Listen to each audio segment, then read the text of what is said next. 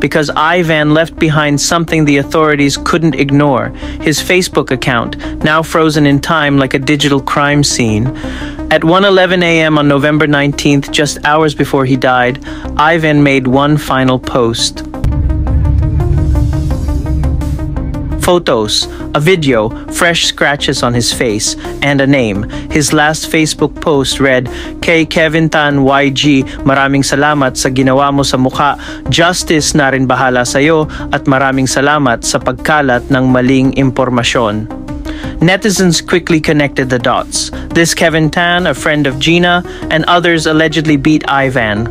And the photos Ivan himself uploaded appeared to show the aftermath. Hi, Pa. Good morning. How are you?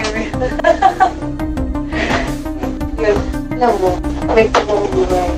Uy, how are you?